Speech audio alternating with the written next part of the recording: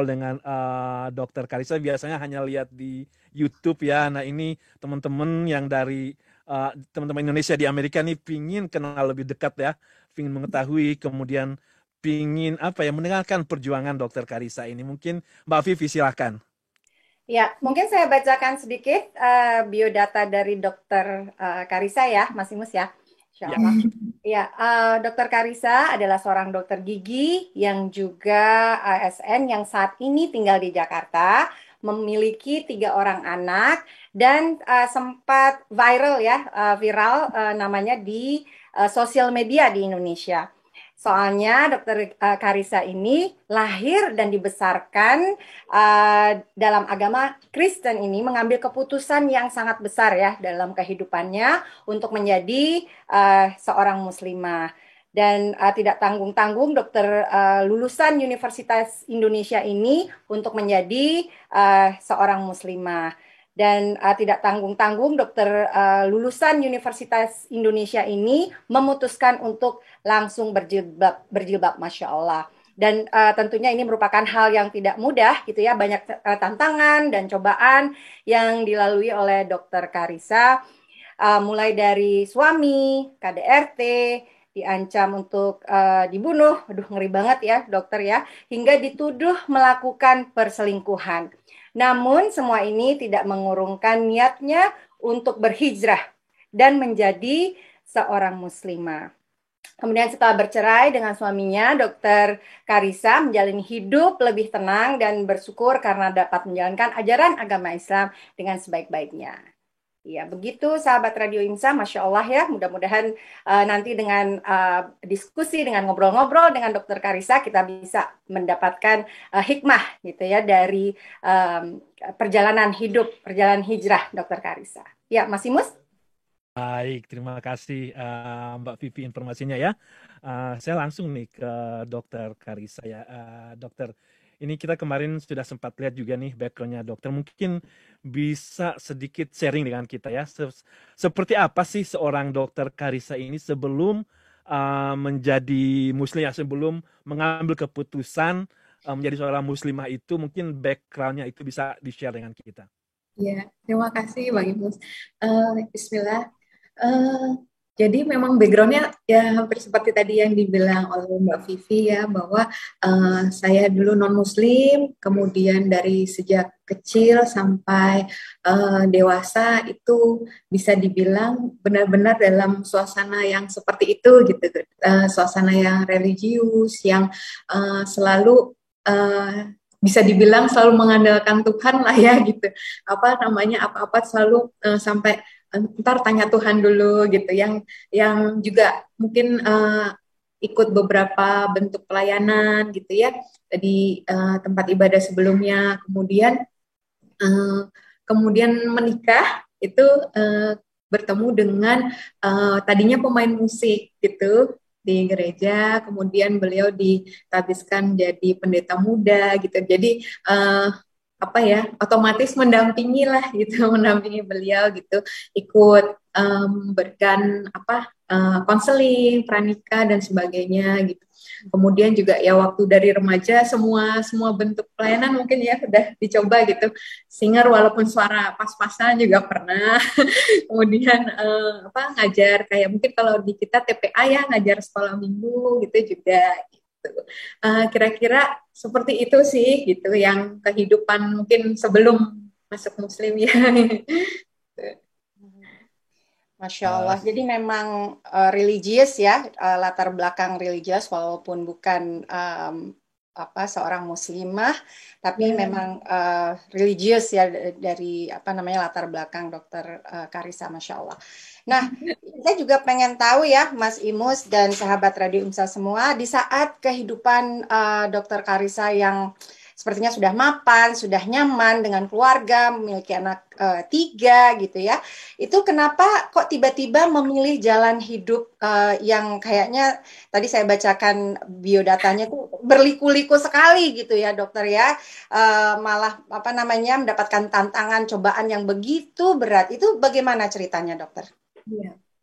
Jadi ya apa namanya mungkin ya kalau bisa diingat ke belakang itu sebenarnya sudah ada sering timbul gitu pertanyaan di dalam hati gitu ya, apakah yang saya jalani ini sudah benar atau belum, karena kan memang fitrah kita itu kan selalu berusaha mencari kebenaran ya setiap manusia. Nah itu jadi apakah ini benar atau enggak, kalau enggak benar gimana nanti ujungnya gitu kan, takut rugi gitu yang dijalani selama ini gitu, itu sering ada gitu. Cuman ya udah gitu, kadang kalau ada timbul pertanyaan-pertanyaan juga gitu, keraguan-raguan gitu, kadang tanya ke suami pertama kalau waktu udah menikah ya, sebelumnya dengan guru gitu-gitu, tapi kayak masih belum mendapatkan yang tepat gitu rasanya gitu. Jadi berlanjut terus sampai ya kemarin itu ya, ini saya belum genap 2 tahun kembali ke fitrah sebagai Islam. Jadi sekitar 15 Maret 2020 lalu ya, itu baru bersyahadat. Jadi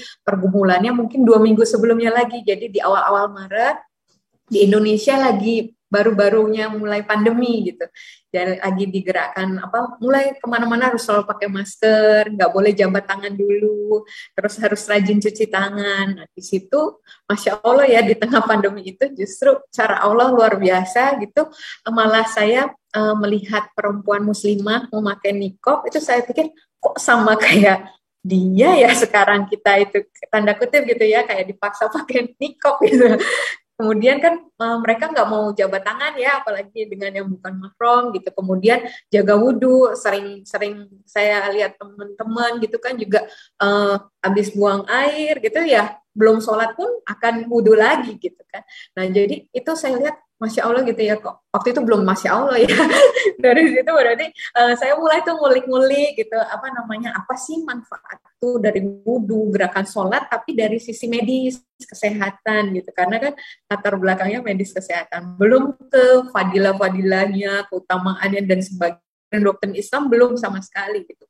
Walaupun di rumah itu buku Islamologi, Al-Quran itu ada di rak gitu, tapi nggak pernah saya buka, nggak pernah saya sentuh sama sekali sampai ya hidayah itu datang gitu ya. Nah terus akhirnya dari situ nggak bisa dibendung ya. Saya tahu nih kalau nanti dilanjutin ujungnya pasti berantakan dan sebagainya, itu udah ada bayangan sebenarnya. Cuma mau dibendung, mau di pura-pura merem gitu ya, kayak udah tahu nih yang benar, tapi ya udahlah, nggak usah lah gitu, daripada cari perkara gitu kan.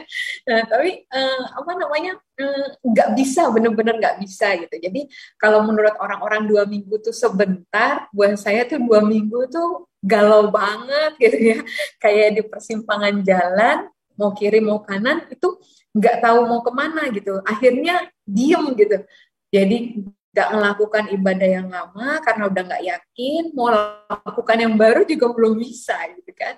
Nah jadi akhirnya saran salah seorang teman gitu, sudah ke Mualaf Center Indonesia itu, jadi cari yang akhwat, kemudian dipasangkan juga kalau nanti nggak ngomong tauhid jangan dilanjutkan gitu. Pertama itu harus tauhid dulu gitu. Kedua, kalau menjelekkan agama kamu sebelumnya juga jangan dilanjutkan karena Islam tidak seperti itu gitu. Nah, akhirnya saya alhamdulillah ya 15 Maret 2020 itu saya ingat hari Minggu gitu. Saya janji jam 9 kurang 10 saya sampai. Bu Ustazahnya kaget. Aduh, saya lupa cancel appointment karena hari itu harusnya hari pertama lockdown. Mereka nggak terima tamu gitu. Tapi Masya Allah itu Allah baik banget ya. Jadi beliau bilang, ya udah saya salah nih, saya yang nanti nggak apa-apa, kamu nggak apa-apa. Tapi yang setelah saya itu di reschedule semua yang mungkin mau belajar ngaji dan sebagainya ya itu. Jadi itu udah penentuan Allah lah ya. Gitu. Dan di situ Masya Allah gitu, saya nggak ditanya ya sudah menikah belum, status gitu dan sebagainya. Beliau juga nggak menjelekkan agama saya sebelumnya, langsung cerita tauhid, langsung cerita rukun iman, rukun Islam. Di situ ada 3 jam ya menjelang zuhur, itu nangis gitu. Kayak dia dalam hati itu kayak konfirmasi, ini yang benar, ini Allah yang saya yakini gitu ya. Gitu. Allah tuh yang seperti ini gitu, yang menurut saya juga gitu. Akhirnya menjelang zuhur itu selesai diceritakan, Dokter Karisa mau gimana gitu ya? Ya udah saya belajar dulu Bunda, saya panggil Bunda. Oke, boleh, tapi mohon maaf ya belum dihitung pahalanya, argonya belum jalan. Loh, kenapa? Karena belum syahadat gitu. Oh iya, memang syahadat isinya apa Bunda?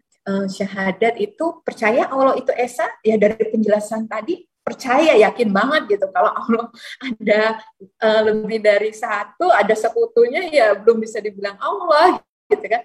Kemudian percaya Muhammad utusan Allah, percaya gitu. Ya udah itu isi syahadat. Ya udah saya syahadat.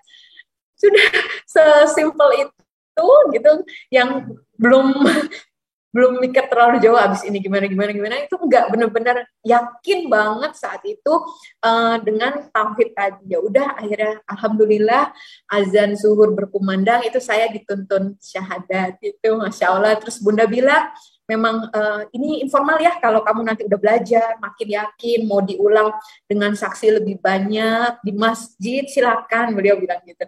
Tapi nggak tahu kenapa saya itu rasanya itu nggak informal karena kan sama-sama di hadapan Allah gitu. Jadi saya udah berpikir sejak hari itu no turning back lagi gitu ya buat saya gitu kan. Jadi yang ada ya udah gimana caranya mulai hari itu saya harus menjalankan kewajiban syariat sebagai seorang muslim. Mungkin sampai situ dulu, nanti kepanjangan. Masya Allah, iya ya, kita ikut mendengar ini kisahnya, kita ikut merasakan seperti kita berada di bersama-sama Dokter Karisa nih. Jadi I was wondering. Jadi kan ketika pandemik terjadi, kemudian Mbak Karisa itu sedang melihat-lihat seperti ini ajarannya benar gitu. Tapi mungkin sebelumnya apakah memang sudah mencari atau sudah membanding-bandingkan dan atau sudah membaca kitab-kitab yang lain sebelum mengambil kesimpulan bahwa loh kok ini malah yang benar gitu. Mungkin bisa di-sharing dengan kita nih, dokter. Iya. Jadi menjelang itu memang saya terus terang sudah membaca kitab-kitab lain juga. Gitu, dan sempat diskusi juga dengan mantan suami gitu ya, yang saya miss gitu dengan ajaran agama lain gitu, yang saya kira menurut saya sepertinya kok lebih sederhana ya daripada yang saya pelajari selama ini gitu, tapi dipraktekannya oleh umatnya tuh kok luar biasa gitu ya, bahkan ada yang kayaknya lebih kasih sayang, lebih cinta kasih daripada yang selama ini kita usung lah selama ini gitu ya, sampai saya bilang gitu. Terus sempat suami saya cuma ngomong, ya iyalah mereka kan semut aja nggak dibunuh gitu.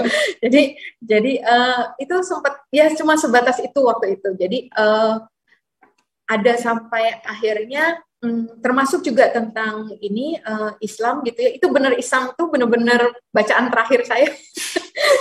Setelah baca yang lain gitu, kayaknya tadinya Islam tuh pilihan terakhir lah ya, yang enggak dulu deh gitu, malahan gitu sebenarnya gitu, kalau boleh jujur gitu, yang kayaknya sholatnya doanya tuh di lantai gitu, terus dan sebagainya lah, yang ngelihat kayaknya pakaiannya kok gitu banget ya gitu, kayaknya rasanya tuh dulu malah berpikirnya kayak malah kolot gitu gitu. Nah terus tapi ya ternyata masya Allah gitu, ternyata saya malah menemukan justru Islam inilah yang sempurna gitu, yang saya berusaha cari celahnya, kurangnya, salahnya gitu. Masya Allah malah semakin jatuh cinta, malah semakin terpesona gitu. Gitu Bang Imus.